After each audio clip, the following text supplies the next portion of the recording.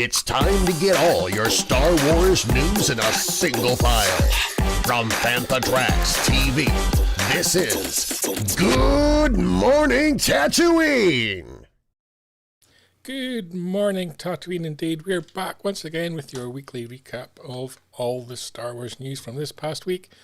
And what have we got in store for you today? Let's find out. First up, we'll get all the latest updates from Star Wars Celebration.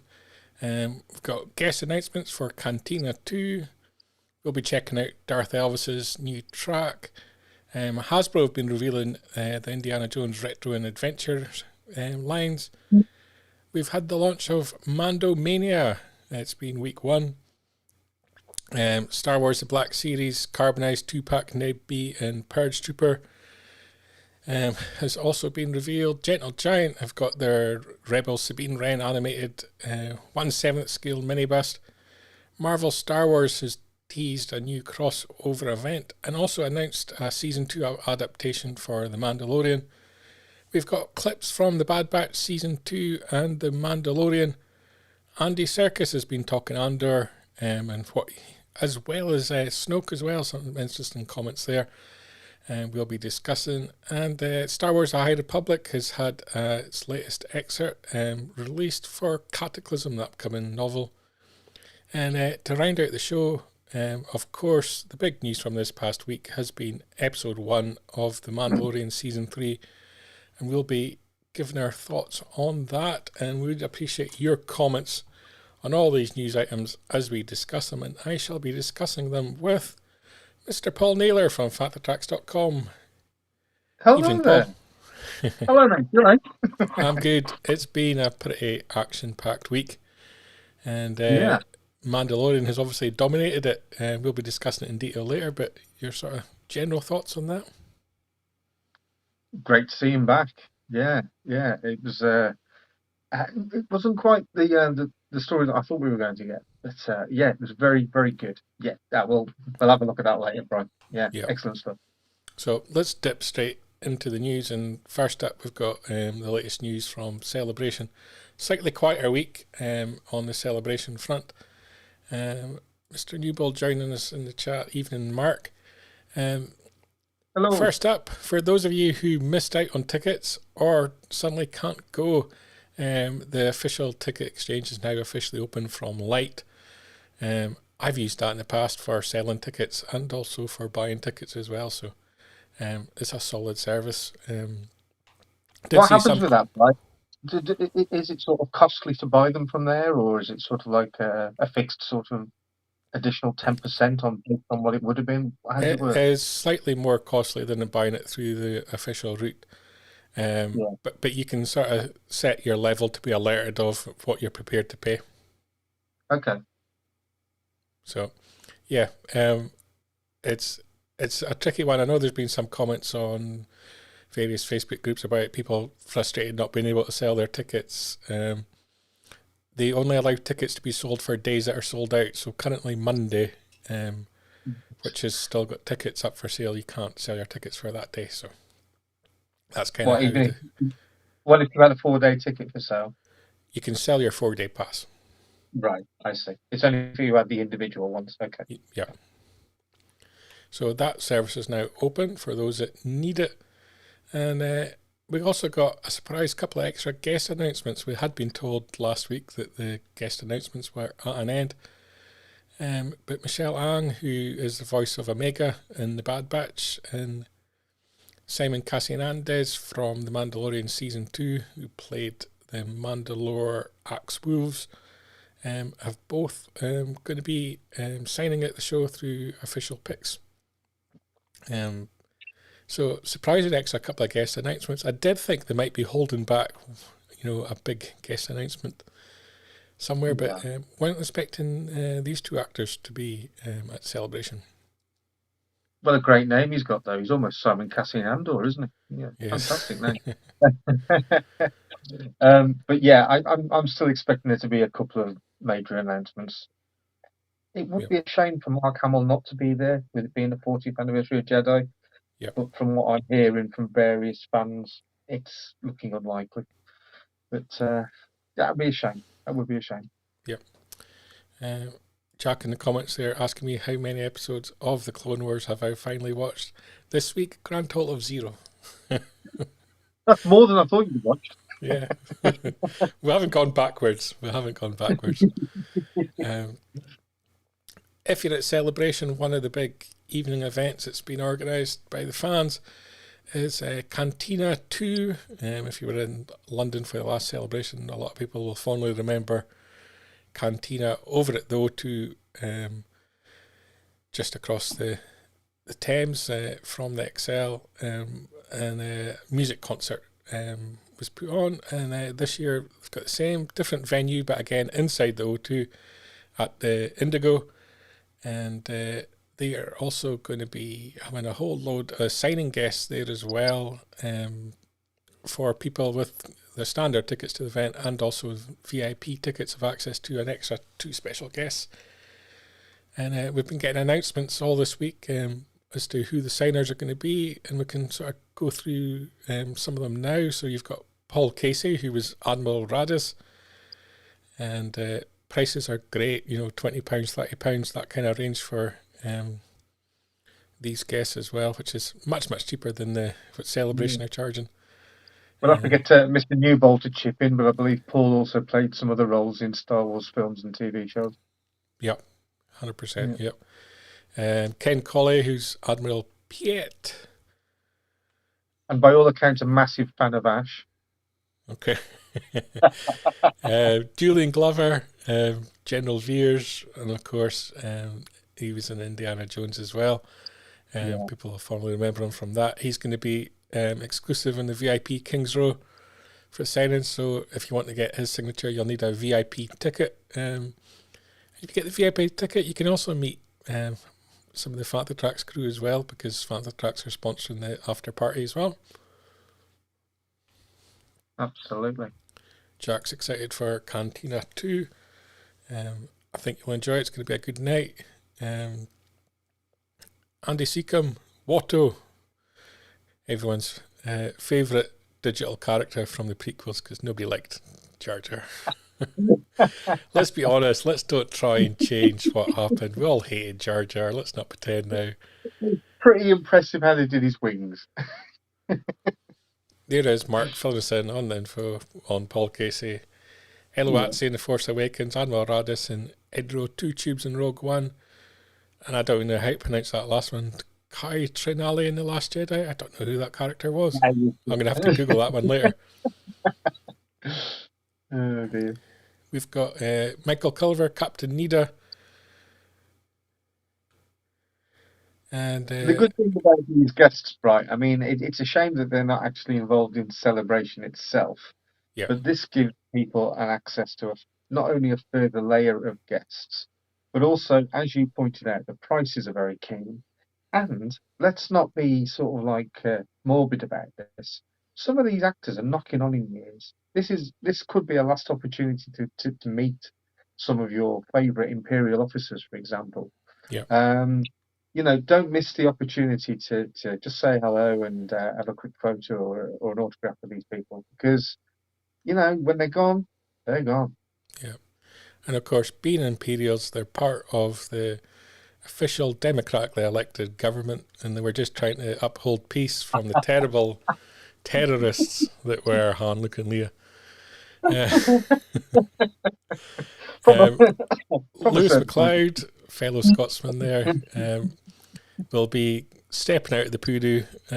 He was the voice of Sebulba, and he'll be there doing autographs and selfies, and I'm sure he'll be throwing out lots of very funny voices as well. Very funny man. Boris Johnson, here we come. Boris Johnson. He does a very good Boris Johnson. He did. And so talking to Cantina, our very, very good friend, Darth Elvis, who's part of Fanta Tracks and Desert Planet Discs. If you don't know Desert Planet Discs, it is one of the podcasts on Fanta Tracks Radio. You can find Greg and Carol discussing all things Star Wars music. There's Mr. Newbold. I hope the Empire pays you well for your propaganda. That's terrible. I'm just telling the truth. I'll just tell it as it is. Tell the truth. And let's not forget, Brian, this is potentially the last chance to see Darth Elvis live as well. As Greg is saying, he's hanging up the cloak. Yep. And he's just released another track to celebrate the launch of Season 3 of The Mandalorian. Can't play the music, regrettably, because on the live streams they will pull us off air. But so the link is in the description. You can check out on YouTube. Fantastic guys, Greg, and as Darth Elvis, he puts on a hell of a show and a hell of a performance. He does. And the lyrics that he comes up with for the tracks, ingenious is the way to describe them. So if you've not seen his cover version of Neil Diamond's "Sweet Caroline" with the alternate lyrics of Sheev Palpatine, then you're missing a trick. Yeah, Sheev Palpatine, obviously the democratically elected emperor. But I'm not trying to add fuel to this, Mark, honestly. Yeah, that will happen live on YouTube, Mark. They will pull me off, and nobody wants to see that. So yeah, if you're waiting just before 8 a.m. in the morning on Wednesday for The Mandalorian to drop, highly recommend jumping on Darth Elvis's YouTube channel and checking out some of the tunes whilst you wait for the clock to tick down. Yeah. And that is the Cantina news covered as well, which gives us a chance to. The other fantastic thing everybody likes to do at Celebration is spend money on product that we don't really need. And there's been lots of product announcements this past week as well, so let's fly through some of them. First up, Hasbro revealed their retro and adventure releases, and we've already seen some of these, but they've kind of put out a few videos, all the links in the description of the show. Yeah. But we can check out some of that as well, because a lot of these are fun, because these are all part of the retro collection, but these figures, the majority of them weren't released back in the day, so you're getting a retro style of the figures that never actually existed to be. The short round is in the brilliant, isn't it? Yeah, I think it's far too tall. Far too tall, the short round. That's brilliant, man. And with Ki Kwan doing so well at the moment with his various awards, he's very much in the limelight. And good for him. Yeah. I'm kind of, I've got this kind of vague hope that he's at Celebration. I severely doubt it. But I think Indiana Jones has to be part of the show there at some point to promote the movie in the summer. And I'd just like to see Harrison and him on the stage, and what better place to do it than to do it at a Celebration. Well, yeah, and hopefully Rhys Jones that played Salah, get him out on the stage as well. Yeah. I mean, if the last Celebration is anything to go by, where they introduced the Lucasfilm panel, where we had other properties other than Star Wars, then yeah, and it went down really well, so I don't see why not. Yeah. And there's a huge amount of product for Indiana Jones getting released Yeah. and or revealed on April the 10th, which happens to be the Monday of Star Wars Celebration. Yeah. So that would make a lot of sense, I would think. Yeah. I'm not actually as keen on that version of Indiana Jones, that figure there with his shirt done up and his tie on. He looks far too ready to go to work, doesn't he? Yeah. What's that for Mark? Yeah, that would be amazing. And we've got another cash-in week from Disney to celebrate the Mandalorian coming to Disney Plus. They would like more of our money, and they have given us some ideas on what we can spend it on, as they give us Mando Mania. Sounds very WWE like. And so this is going to be the first week of 8 weeks of Mando related products. The first product I actually think looks okay, surprisingly, which is the A30 wireless headset from Logitech. And it's kind of got the Mando theme to it, but it's Logitech. It's going to be decent quality as well, so you can always rely on that. And it's got the Mudhorn signet on the side as well, which is kind of cool. Yeah, I like that. Subtle. There's Mr. Newbold. Money, isn't this all for free? Everything should be for free. The Grogu Tamagotchi. This could actually do quite well. I kind of like Tamagotchis back in the day. This makes kind of sense for Grogu. Hang on. Let's explore this, Bri.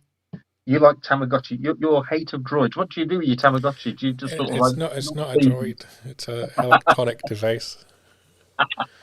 We'll get into this later. Whatever. We'll get into this later because droids are going to be a big part of my Mandalorian review.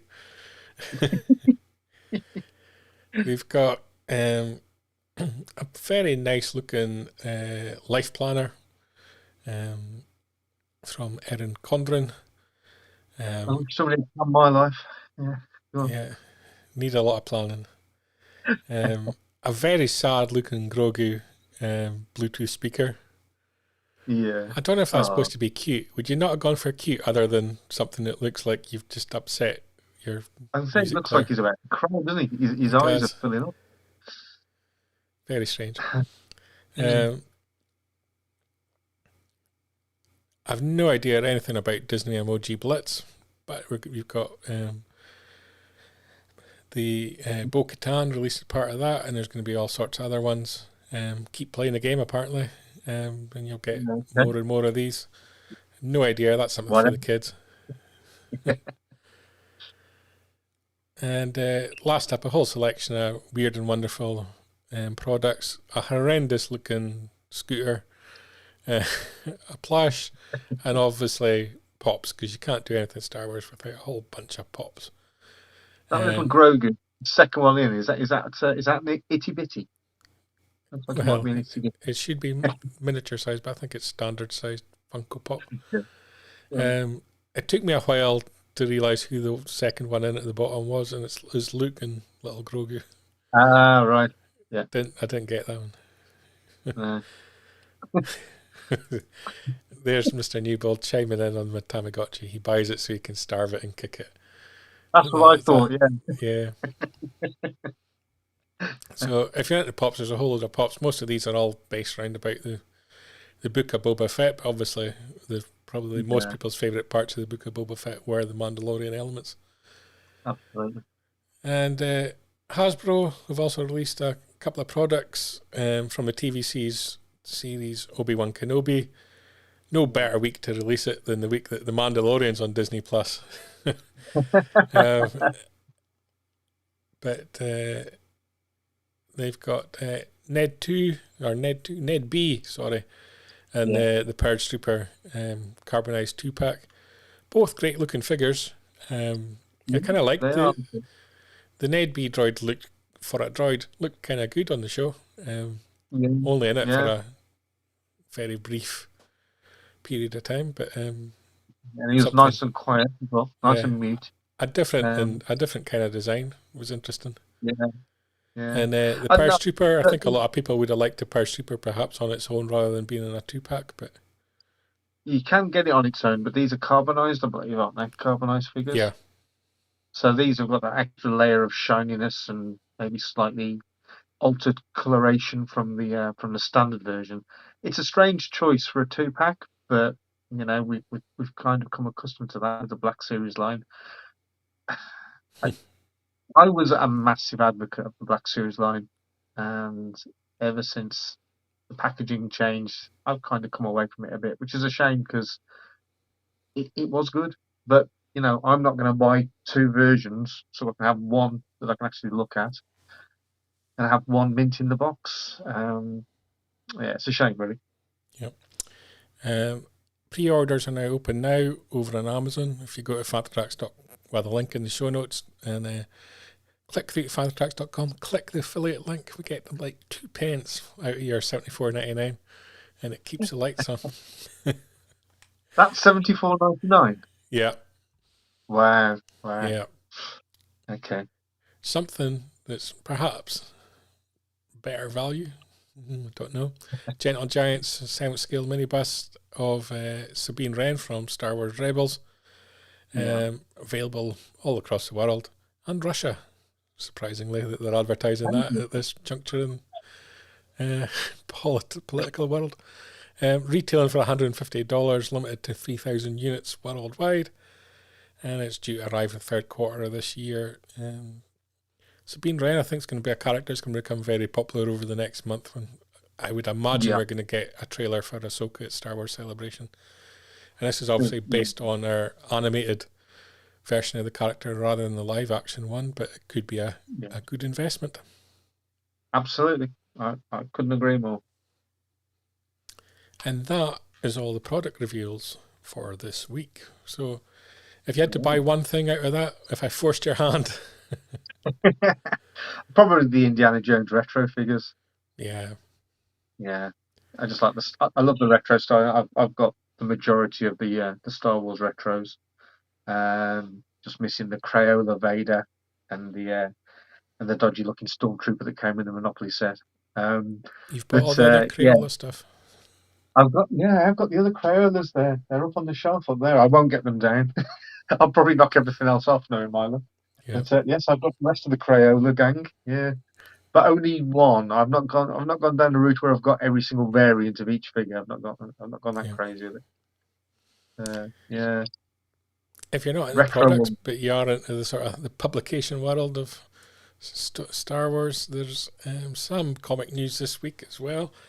Coming for across the summer from Charles Soule is a new crossover event that's going to link up with the writing teams of Dr. Aphra, the main Star Wars series, Darth Vader and Bounty Hunters.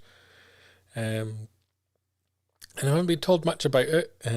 The tagline for it is first it comes for the metal. Mr. Newbill suggested it could maybe be linked to the Marvel UK tale Rust Never Sleeps by Alan Moore, which is a nice shout out. Marvel does promote it as being a threat no one will see coming. But if you did pick up Revelations comic in November last year that kind of previewed what was going to be coming in the next year, you'll have a pretty good idea as to where this is going. So I won't spoil it. But yeah, coming summer 2023, another crossover event of all the main Star Wars lines.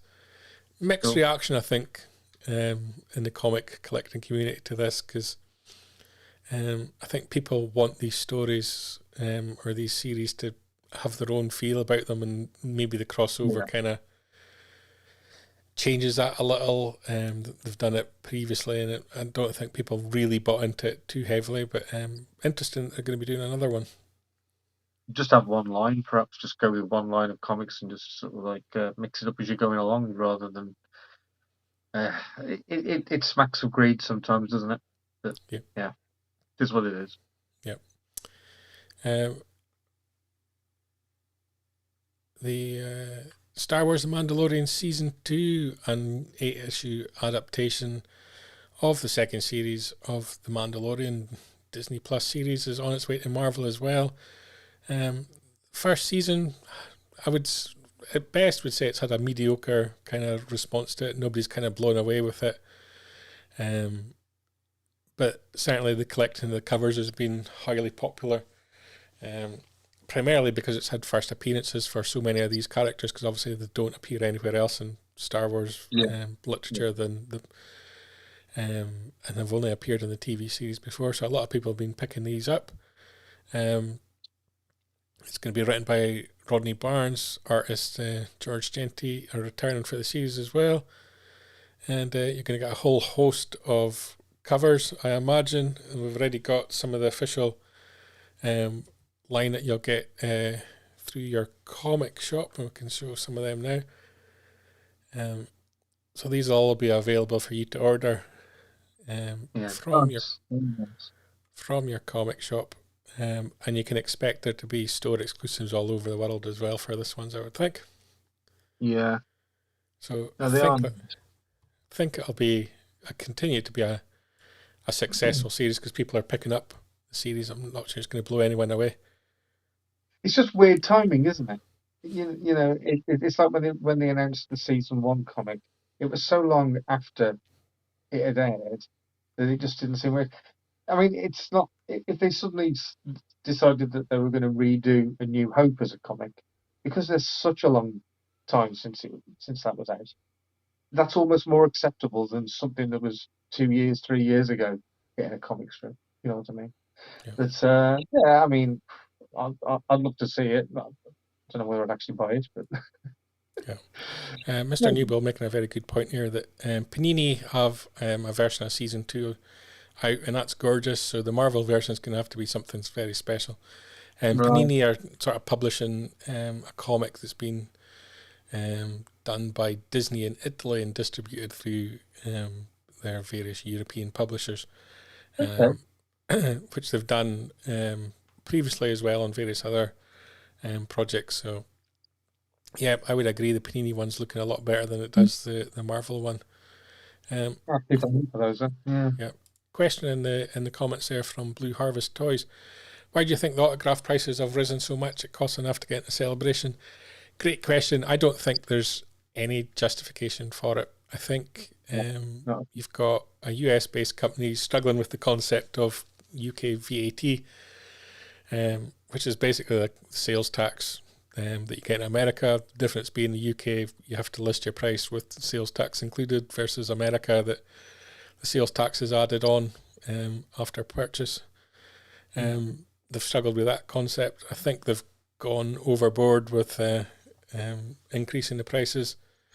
It's Star Wars Celebration. It's supposed to be an event for fans. It's not a big payday for Lucasfilm in the scale of things. They shouldn't be looking to make money from fans in that way, I don't think. Right. And everyone kind of calls it the Star Wars Celebration tax, which I just think is just an excuse for inflating prices unnecessarily. I don't think it's a real thing. You just have to compare the price that the people signing charge for a non-Star Wars Celebration event compared to what you're being charged at Star Wars Celebration. And it's almost at the point where you look at it and you think, I'd really like that person's signature or a photograph with that person, but I'm not going to do it at this event, which for me defeats the whole purpose of what Star Wars Celebration is, which is supposed to be the most epic 4 days in the calendar for a Star Wars fan. Yeah. I mean, there'll be plenty of other things for people to spend their money on. But you know, there's a number of guests that are appearing at Celebration that just a few months ago at smaller events were more than half less. So yeah. And the irony is, it's with often with the same group of companies that are involved in the operations for Star Wars Celebration. Yeah. I can only assume that perhaps Celebration does take quite a big cut, and that they're actually the markup is needed. Yeah. But in that scenario, I think you need to. It's up to the fans to then push back and not buy into it and not buy it, because there's no. You can understand the licensees that pay the fee. Lucasfilm want to make sure they're getting their money back and make a profit from the event. There's no reason for Lucasfilm to make profits from this event if it breaks even. Good job. Yeah. If it loses money, good job, because it is your biggest marketing day. You should look at it as a marketing bill, that 4 days. Yeah. There's I no mean, better way for them to connect to the fans and no, to lose that connection even before the show starts, because people feel like they're getting scalped, which during a yeah, cost of living crisis is harsh as well. absolutely. I think, it's as much this time around about the events after celebration in the evening for Yeah. me. Yeah. What's, Yeah, great point. In what's 2016, Carrie was 80 quid. This time, Young Leah's £75. Ewan's yeah, 400. yeah. Yeah, Ewan, I think when I saw Ewan in Edinburgh last year, I think that was around 250, if I remember rightly. yeah. And you There's no got to doubt. spend a bit of time. There's no doubt conventions have changed in the last decade, because it was Yeah. something that your sort of mainstream actors would kind of avoid, and it would be people whose careers have waned, would be the fair way to describe it, that did these kind of shows. Mm. Now it is a very, very good revenue stream for these guys, where they're earning, into the hundreds of thousands for a few days' work. Yeah. So you can understand why they get the big names now and why they charge so much. Because I imagine the likes of Hugh McGregor has like a minimum that he's put in his contract that he must earn. And Yeah. so official picks or whoever's in charge will want to guarantee that they reach that minimum. So if they work out, well, we can have these many autographs, we need to sell to make that point. The price point has to be here. So some of it's going to be led by the artists, others not led by the artists. I think it's fair to say, when you consider what their price is for Celebration versus what their price is for the show 2-3 months ago. Yeah, absolutely.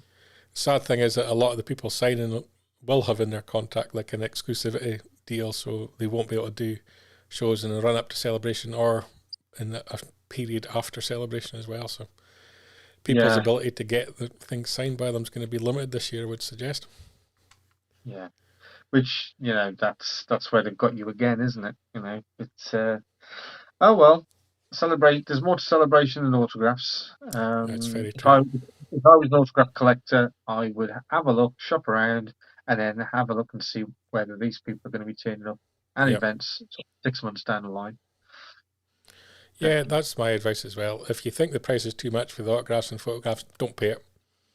Yeah. That's it. That's as simple. Focus, enjoy your celebration somewhere else, spend your money on something else round about the show, and enjoy it that way, and invest that cash you save in a future convention.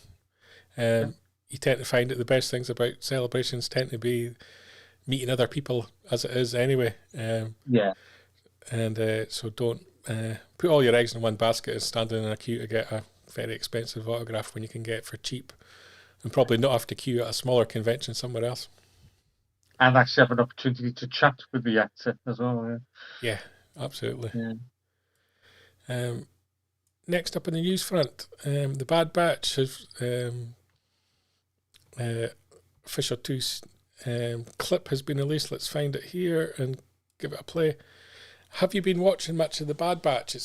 Sadly, it's going to get swallowed up a lot in the discussion by the Mandalorian at the moment. But it's still out there and it's still proving popular, I believe. It is good, what I've seen of it. Sadly, I've been watching it while I've been working, so I've not really absorbed it as much as I should have done. But what I've seen, I've liked. I'm probably an episode or 2 behind at the moment. Style-wise, I like it. It's very sort of almost reminds me of Captain Scarlet when they brought out that animated series a few years back. I know it also looks very much like sort of Clone Wars style and not so much Rebels, but yeah, it's an enjoyable enough show. I don't know whether it's something that people are actually screaming out for, but now that we've got it, we're enjoying it. Yeah, I mean, I would love to see it as live action. I would love to see like Hunter and how they do Wrecker would be interesting. But yeah, as live action, it would be quite a spectacle, I think. Yeah, it could well happen because we kind of expect Clone Wars and Rebels guys to turn up in Ahsoka. So we could Yeah, get to the point where the Bad Batch guys turn up too. be amazing. Just flitting back to signatures, Mr. Newbold makes a very good point here. Some of the evening events like Bunta and Cantina have guests signing at incredibly affordable prices. So perhaps you want to spend your money on going to one of those events, getting some signings there, and you'll be entertained, fed and watered as well. Cantina, if it's anything like it was last time, and by all accounts it looks like it's going to be like Cantina but on steroids. Cantina 2, it's going to be one of those events that you're going to say, my God, that was incredible. I can't believe what I've just seen. That's my highlight. And I genuinely think that's what's going to happen with that show. I think people are going to be blown away. Yeah. There's a challenge there. Mr. and Mark Newbold, will you sign Blue Harvest Toys Return the Jedi comic? I believe Mark will sign for a very expensive fee. He's just one of those people. He won't do selfies. He might. We talked about the Bad Batch. The other big show, obviously, was The Mandalorian. It's currently on Disney Plus. It has also had, back in time a little bit, to Andor. Andy Serkis has been talking this past week. He's made a couple of interesting quotes. One on Andor, describing it as a masterful piece of TV making. That he loves the grounded Star Wars world. He makes an interesting comment. It's nice to see explore the murky end of the swimming pool. He can't swim. So, can Andy Serkis swim as well? It was just the character. So that was interesting. I do agree. I think Andor was a very special TV series and something completely unique for Star Wars, and shows you what they can do. And I think that it raised the game a little bit there, and for future shows. He also spoke on Snoke, and you can tell that he was thinking very carefully about what he said, because he started by saying, "Let me just phrase it like this." That's always the way when you go, I'm going to say something controversial, but I'm going to try and word it in a way that you can't pull it apart, but we'll pull it apart anyway. When I went in to read The Last Jedi, I spent the first pages thinking, this is the most incredible character. Then I turned the page, and then Snoke gets sliced in half, and I was gutted. Quite literally. Yeah. And I think that's probably sums up a lot of people's opinions. Not everyone. There's a lot of people who love The Last Jedi. I'm not a fan. But where it had potential to go in certain directions, and it just kind of flipped and went in a completely different direction, almost in a way to want to rock the boat continuously. And it rocked the boat a little bit too much that too many people fell out. Well, as you know, it is my favourite Star Wars film. No, it's not. No, it's shockingly bad. Snoke had got potential to be a really good character, and it got wasted. And because we had no bad for the final episode, what do? Let's resurrect Palpatine, and it just didn't work. But hey, never mind. Let's not dwell on that. We've got Mandalorian and all sorts of other great stuff. Yeah. That takes us to the last piece of news for this week.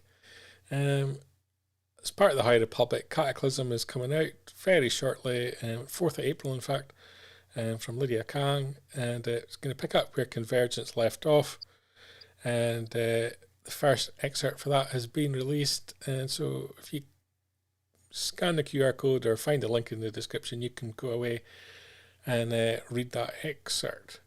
And that, Mr. Naylor, is all the news for this week, which allows us to move on swiftly to discuss the Mandalorian. We've already touched on it a few times. Felt good to have it back.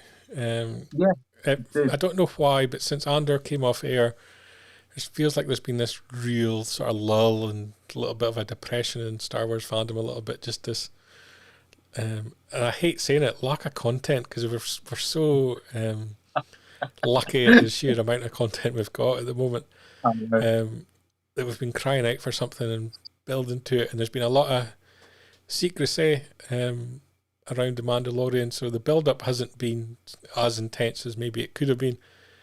So when it finally dropped, it was just like this almost like this big sigh of kind of relief. We've got something new, I think.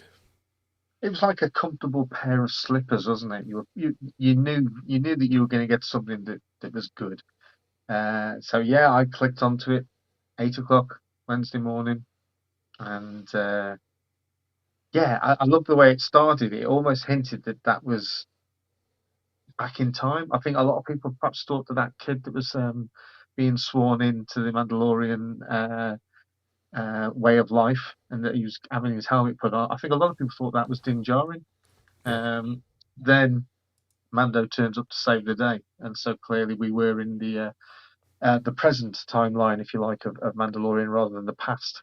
Yeah. Great to see all the different coloured armor as well on the Mandalorians there. Some really nice ideas for people that are in the Mando mercs to get those paint jobs done. And I would imagine from the clips that we've seen that those characters are going to feature quite prominently in future episodes. Some of them are anyway. But again, we had another slaying of a massive monster, which tends to be a bit of a theme in the Mandalorian. But I don't know what the situation is. How old can a Mandalorian kid be before they get to put their helmet on? Because if I go back one, like, there's nobody on the beach with their face out. So the only one with their face out is the kid standing in the water. yeah, So yeah, he's basically, excuse me, why is it okay for him to have his face out? Little exactly. cheating little Mandalorian. And also, is he going to get what's like the equivalent of a bowl cut? Are they going to trim around the bottom of the helmet to make sure his hair's nice and neat underneath it? Yep. You know, but yeah, and somebody pointed something out to me as well that because of that creature turning up, that kid there didn't actually get fully sworn in, so maybe he will be the one that gets to take his helmet off a lot. Maybe. Who Good knows? point. Yes. Doesn't look like the most aggressive beast in that picture, but it was being very aggressive. Looks very calm and serene there. Yeah, Yeah, but that's some, as you pointed out, some great designs on the Mandalorians. A real yeah, ragtag group, though, not the polished kind of Mandalorians that we've kind of no, sort of know a little bit. And Din Djarin, he's very shiny and polished as our Mandalorian. yeah. Well, he does wield the dark saber these days. You know, he's the top man. It's very true. Fat Mando was there. Yeah, Fat Mando. He was there as well.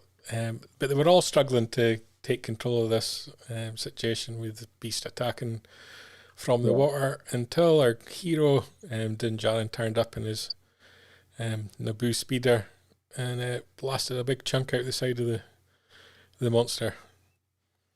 Got to be done. Yeah, which allowed him to then have a meeting with the armourer, where basically they had the same conversation that they've had previously, that he would Yeah. need to go back to Mandalore if he wanted to Well, get himself the back arm. into the Creed. Well, I think purely because he was instrumental in downing that creature, the armor has grudgingly given him a way back. So yeah, off to Mandalore he goes. Yeah. His justification really is he found a bit of Mandalorian script embedded in glass, believed to be from Mandalore, that a trader sold to a Jawa. You have to wonder, did he give an egg to the Jawa in return for it? But after visiting the armor, he didn't head directly He didn't go to to Mandalore. Mandalore. No. He went back to Navarro, which is looking a whole lot prettier. Yeah. Had some investment from the government, a little bit of cash, some bribes from the Republic. Although Grief Karga did say they're trying to be independent, so I don't know where where the money's come from. Yeah. And Grief, in Grief Navarro, middle of town, Yeah. a statue to a droid. What kind of trash town is this? They would do such a thing. IG-11, obviously the hero of the day back in, was it season? I would say it was season 1. End of season 1, yeah, end of Yeah. season 1. That was a really nice little nod to that episode. So the fact that the IG-11 statue is made from components of IG-11, and then they've obviously had to sort of extrapolate certain bits that got obliterated in the explosion. That was a nice touch. I like that. And Din Djarin meets with Greef Karga, and if you kind of notice in the background, something I never noticed when we first saw the statue was that IG-11 standing on a sort of fossilized stormtrooper helmet. Yes, yeah. So they're saying they're independent, but they're pretty much showing that they hate the Empire. Yeah. Scumbags. Democratically elected Empire. Another indicator that it's a town that's going downhill is they've got droids in charge at the school. Isn't that always teaching your children. Terrible idea. And it used to be a pub. Obviously, we remember the pub from back in the day of season 1. And this group of pirates, very keen to get in for a drink, not happy at the idea that it's now a school. And they come sort of face to face with Greef Karga and the Mandalorian. And very dodgy eyes and the puppet in the background there. Yes, yeah, the boss one was the Trandoshan, very dodgy, yeah. But I've got a whole issue with a lot of the masks in the TV series so far, because it feels like there's not like a texture to the skin, and you can see it very much in the pirate's kind of face, where it feels very rubber. Doesn't feel like there's some kind of texture to it.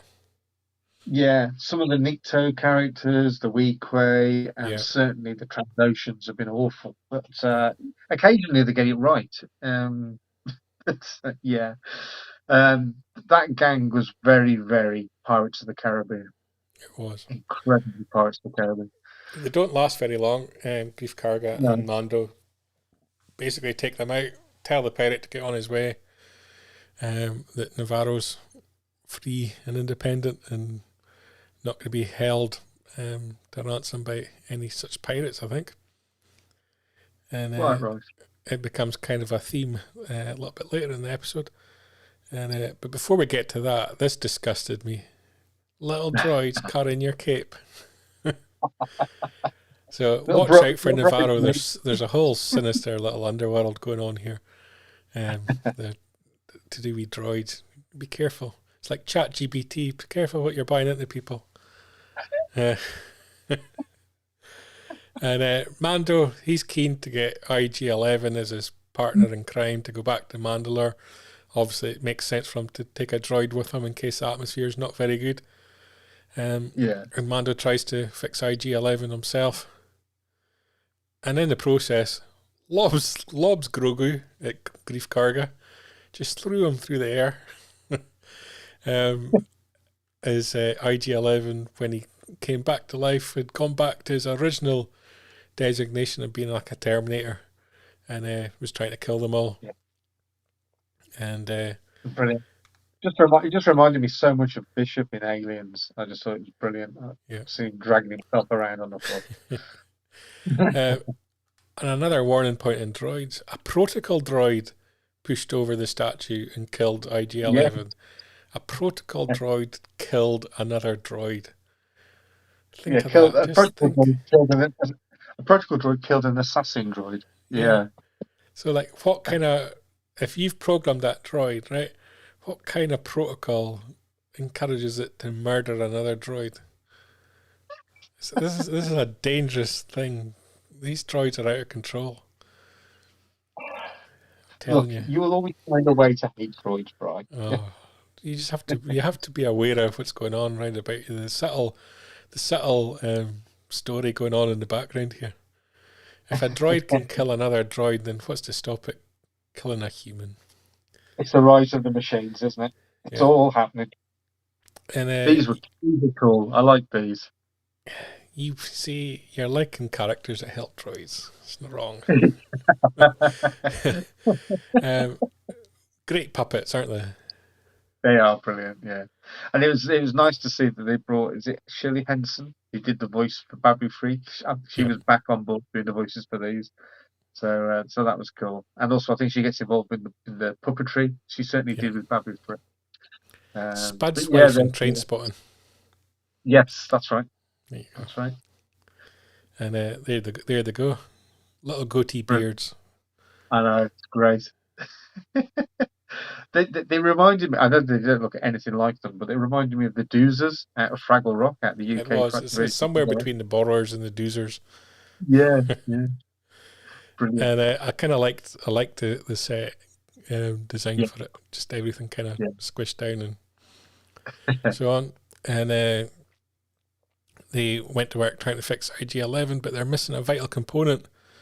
And so basically, Mando's task is to go and get that component for them to allow him to build IG-11. Yeah. And these poor little Babu Freak creatures then assaulted by a 50-year-old man whilst they're trying to do their work.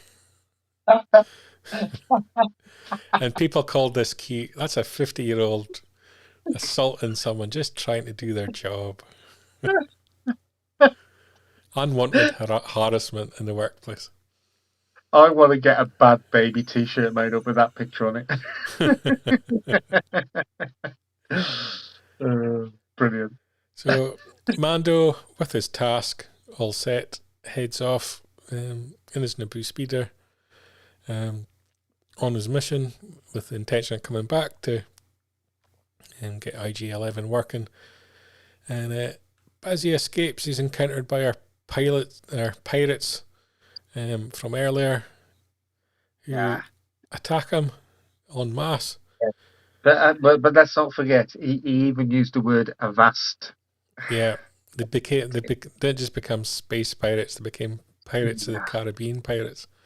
Yeah. I just wanted Johnny Depp to come out and do a little jig. It could happen. It could happen. The head of the pirates was also shown for the first time. Gorain Shard. He's now Din Djarin's sworn enemy. I can't even say the word. And obviously he's going to be the nemesis of Din Djarin across the series, it looks like. And didn't he look scary? He did. Very much a seaweed looking guy, again, straight out Pirates of the Caribbean. Oh dear. Your thoughts on the pirates? Did it work for you?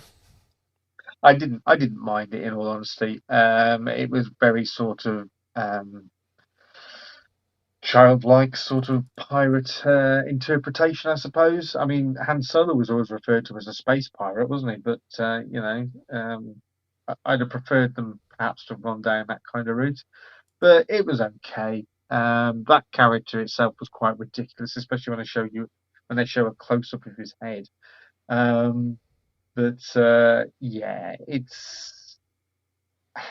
Are they trying to establish another sort of space pirate type of show? Do you think that could be a route that they might go down with this lot?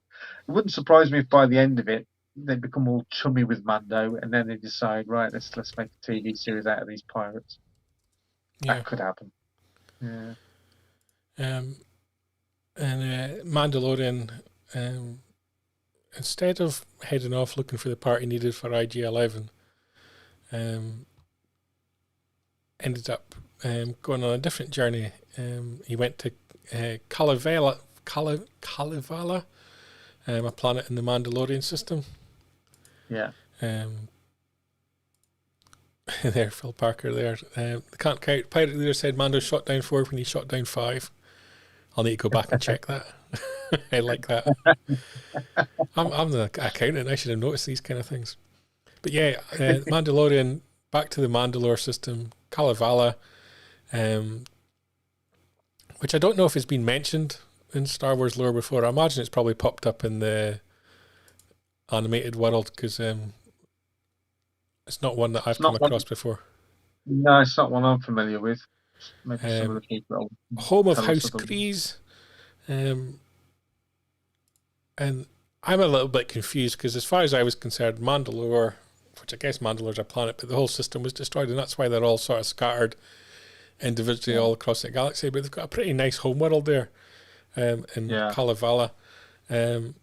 People don't know Kalevala is actually a poem 19th century poem about the controversies and retaliatory voyages between the peoples of the land of Kalevala.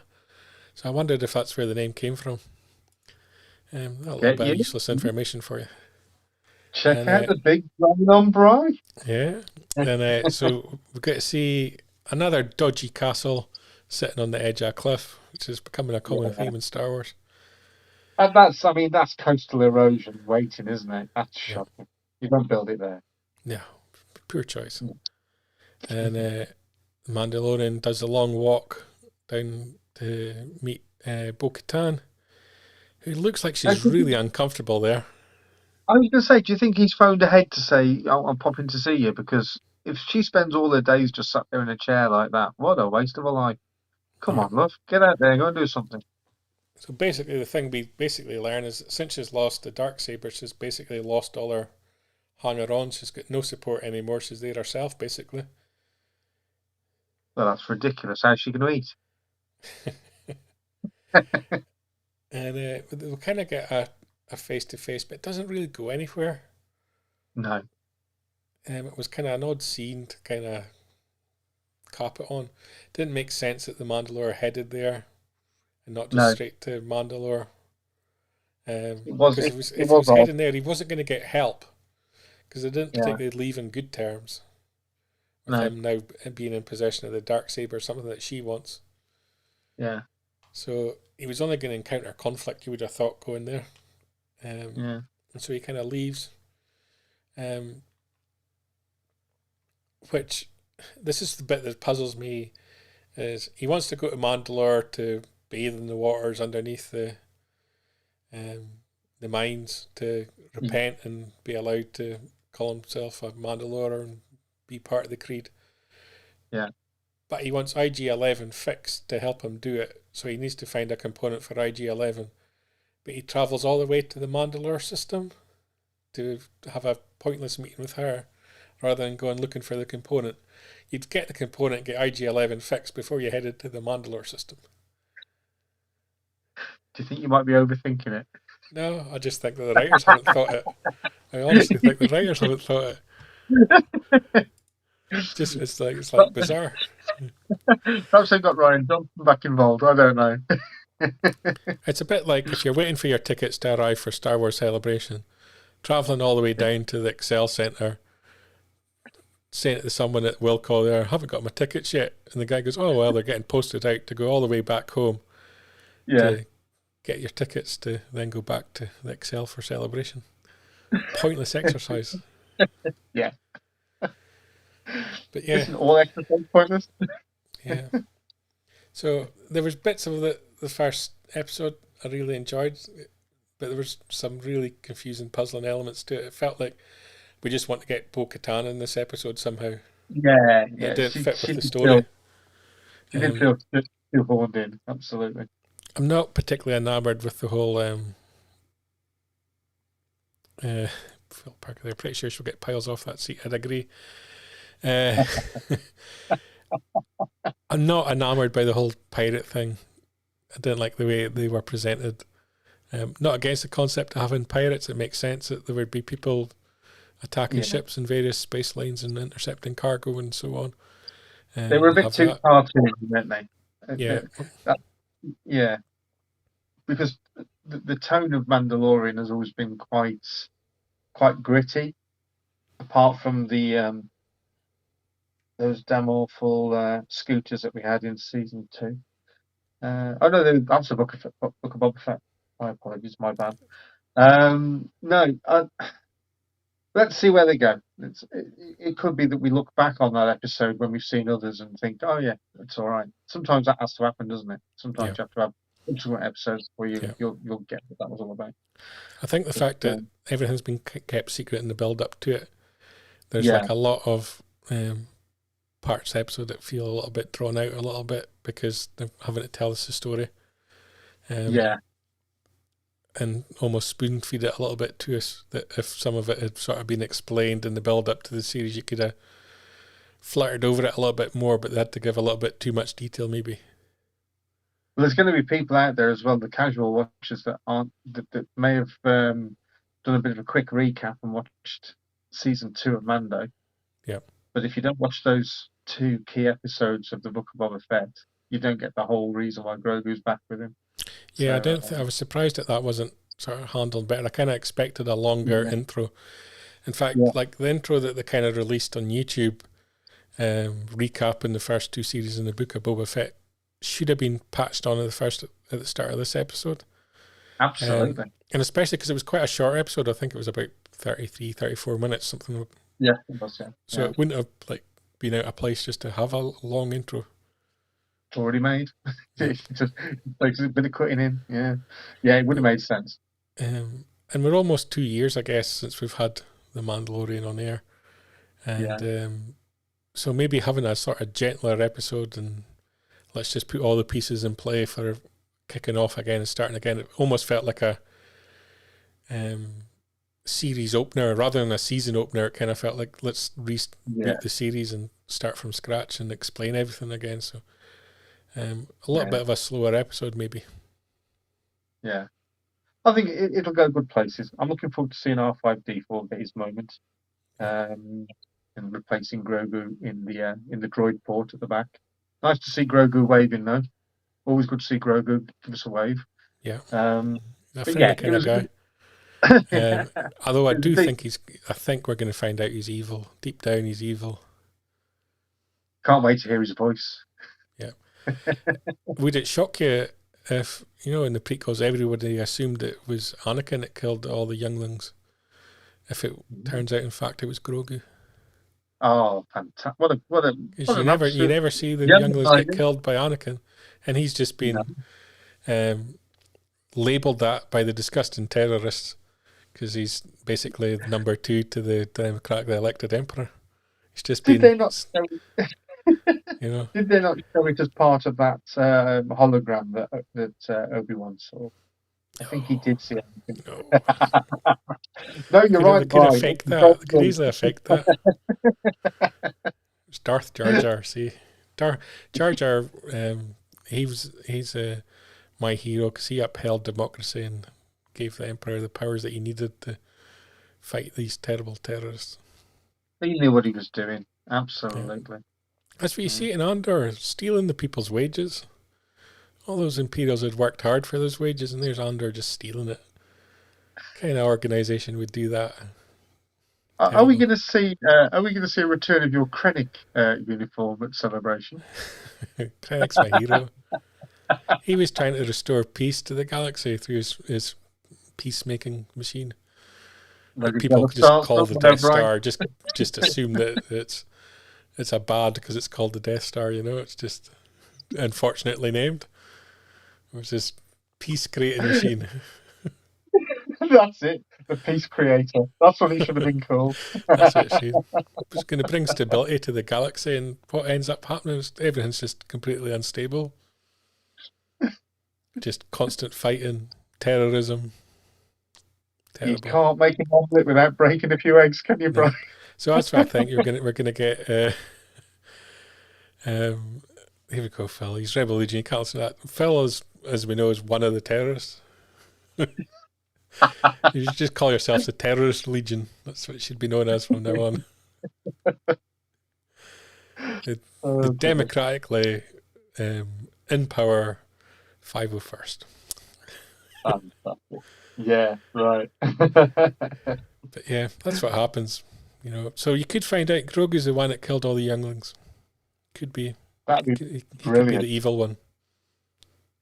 That's a good plot twist. Let's go with that. What's your hopes for season 3? I've set mine out. Well, I hope you're wrong. That's my first hope. I'd like to see some more crossover from some established animated characters. I think there will be, and I'd like to think that Boba Fett will appear in a significant way and be more the Boba Fett that we would like to see. Jinky got his own 2 episodes. Yeah, absolutely. It was hinted at the end of the Book of Boba Fett that he was gonna, he didn't want to hang around town being the what was he, the daimyo. What do they call him? I don't know. But he wants to get back out there bounty hunting. Let's see him turn up with Bosk, IG-88, Dengar. That's what we want. That's what we want. Yeah. That's the key to Boba Fett's redemption. His redemption is to go back to killing people for money. Yes, absolutely. Instead of bringing peace to the little town in Tatooine, his redemption is to go back to killing people. Yeah, and I want sprayed on the side of his ship. This is Slave One. I want that sprayed in 20-foot letters on the side of that ship. Yeah. I would like I would go a different way and say, someone ask him, "Have you got room to keep someone hostage in your ship?" And he just turns around and says, "Yes, I've got room for one slave." Not allowed slaves in Star Wars anymore. I know. Although, just casually, you can kill them in the street in the peaceful, independent town of Navarro. Just shoot them for no reason, because they wanted a drink. They just wanted a drink. That's all they wanted. And Mando and Grief Karga just shoot them because they asked for a drink. Just do it. Yeah, bring back the bounty hunters. That's what I want to see. And then we'll end up with a spin-off show. Yeah, that's it. A spin-off show comes from that with the bounty hunters. That's what we want. Cara Dune got a shout out in the first episode as well. Did? Yeah. How's Cara doing? Oh, we don't talk about her. Next. Setting up her TV series that's not going to happen. It was almost like that could have been your TV series. We were just promoting it there in the first episode of Mando. Yeah. Well, that was what was it supposed to be called? Rangers of the New Republic. That's it. Yeah. No. Oh well. What could be recast? If they still want to go that way, they could happily recast it. Well, I mean, they could recast it, and they could even have Cobb Vanth running it because he's become a ranger effectively, hasn't he? So yeah, why not? He's a good character. Definitely. Where else? Grief Karga came back. He's kind of heading up Navarro now. Do you think he's going to feature heavily in the story, or do you think he's just going to? Do you think Navarro's just going to be like a central hub for Mando to flip back and forth to, or do you think he's going to become a critical character? Do you think he's just like a holding character in there? Yeah, I think he'll be somebody that they'll come back to and use in a significant way at some point, but I think he will be one of these ones that just gets revisited every now and then. A bit like Pelimoto, and they keep going back and seeing her. She kind of had her battle moment in the Book of Boba Fett. But I think he'll feature more than just that one episode. Yeah. Do we expect to see young Luke and Ahsoka? Ooh, that would be nice. I think we'll definitely see Ahsoka. I think what they'll do is they'll use it as an opportunity to get people hungry for the Ahsoka show. So I think she'll turn up. I've just got a funny feeling that we won't see Ahsoka, but we may see Grand Admiral Thrawn. That's a good point. That's a very good shout out. Do they just twist it that way and have him interfere in something at some level? Possibly. Yeah, good shout. Yeah, not thought about that. It'd be nice to see some clones in there as well. Yeah. Some aged clones. Get old 10 to film about 5 or 6 different looks. Yeah. Yeah. But yeah, it's going to be a good season. Yeah. The Perigals will have a meaning somehow, says Phil. They didn't mean much to me. I didn't really know what was going on there for a second. I had to find out what they were afterwards. Obviously, there's something that's kind of appeared in animation, appearing in hyperspace and getting a little away from Grogu. Yeah. Anything else from episode 1 that you think's important to mention? I love the Kowakian monkey lizards in the tree. I just like those little throwaway moments where you just get like, oh look, there's Salacious B. Crumb's family having a bit of a laugh in a tree. Great stuff, and we have some familiar looking characters walking through the streets. We had Mon Calamari and different things like that. The problem that we've had with a lot of these new shows is there's not been enough of the Rhodians and that kind of thing. Yeah. It's all well and good creating new aliens, but you need to also have some of the ones that you would expect to see thrown into the mix as well. I think that's been one of the big criticisms is a lot of the aliens have felt like being quite disposable, like, they were killed off very quickly by Mandalorian. I think people are kind of calling out for almost like a main cast alien creature. Yeah. I suppose another thing that I'd like to see, thinking about it, is, and they certainly appeared in very small parts in previous shows, is these X-wing pilots. I'd like to see where they're based and have a look around that environment. That'd be quite cool. But, there's all sorts of things that could spin off from this show. As a result of previous seasons, we've got Ahsoka. So yeah, reintroduce some characters that we can then spin off from that. Yeah. It's a good test ground for it. Yeah. Right, I think that's us pretty much covered the whole of the episode. Yeah. We can look forward to chapter 18 dropping on Wednesday. Meanwhile, you do your own podcast on Father Tracks Radio, Start Your Engines. I do. Next episode, do you know what you've got lined up? Has it aired yet? Has the one for the speeder bike aired yet? I don't think I've heard that one. It's gone out yet, so it's probably waiting in the queue to go out there. And then we've got the Shuffle Tidarium as well from Return of the Jedi, which is the one that we'll be doing live at Celebration. Oh. There we go. We'll look forward to that. Paul, thank you very much for joining me and discussing all this week's news and Mandalorian Episode 1. We'll look forward to having you back on the show very soon to chew over more of the Mandalorian. Absolutely. Look forward to it, mate. And thank you, everyone that's watched along live, for all your thoughts and comments as well. Interesting to get your take on the news and on the Mandalorian as well. And look forward for you joining us again next Sunday live at 9 p.m. in the UK. And we'll speak again soon. All the best. Keep up to date with the latest Star Wars news each and every day on FanthaTracks.com. You can also find us on Twitter, Facebook, Instagram, TikTok, Tumblr, and Pinterest at FanthaTracks. And be sure to like, comment, subscribe, and follow Fantha Tracks TV to be alerted to new content and to be a part of our live shows.